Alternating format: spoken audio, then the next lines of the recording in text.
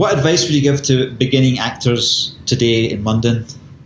Well, I would say the business has completely changed, and I would say, as I say to the people I sometimes teach on that screen acting thing, is that you have to think about making your own work. Oh, that's interesting. Yeah, because, when I came out of drama school, there was no internet, really, to speak of. I mean, there was no, internet distractions, because there was barely any social media. Well, there was no social media. There was no reality television.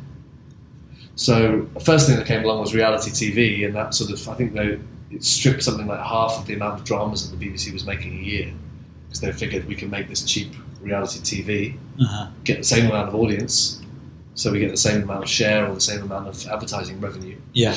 But what that meant was there was less money for actors, or less money for the shows, and then less money for actors in them. You used to get huge money for doing TV jobs.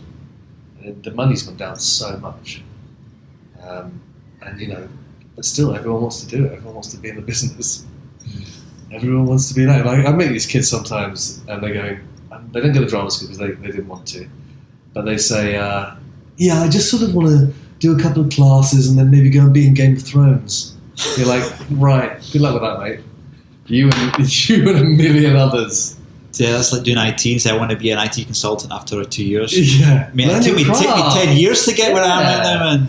And there's a great book that I remember we had to read at drama school, and I'd actually read it before, but it's called Respect for Acting, and it's by Uta Hagen.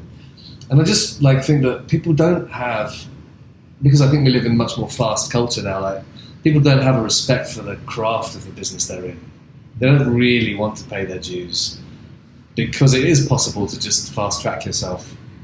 You could become an Instagram or a YouTube star tomorrow, right? An influencer, and they're doing it now. I think I went up for a series on this new channel, YouTube Red. It's a paid subscription service, a bit like, I guess, the Netflix, the YouTube equivalent, whereby they're writing series for their YouTube stars. Yeah.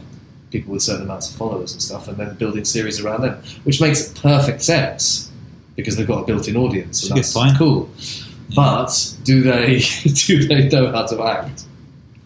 I mean, is putting a few sketches up. Like I saw that girl, I don't know, she has funny big lipstick and everything, and she does this sort of weird singing. Miranda Sings, is that her name? I don't know. And her skits are really cool, but they turned that into half an hour sitcom, and she doesn't hold for half an hour. Right. Yeah. Your one character doesn't hold my attention for that long. You're not a writer who's learned how to stretch your story over a certain period of time. A 3-minute skit's a 3-minute skit. You think the quality is going down because of the bloat of all these online series? You just can't have enough time in the day to watch them all. It's totally going down because the great thing and the bad thing is that anybody can make a movie. Yeah. The great, anyone can get a DSLR camera or even an iPhone now. Yeah. Shoot a feature film and get it up on iTunes, and it can be terrible. Yeah. But it takes away, and there's no, why shouldn't you? But it sort of means that when you're looking as a consumer at what you want to watch, there's so much in your face you don't even know where to begin. Yeah. Yeah. So it's good and bad.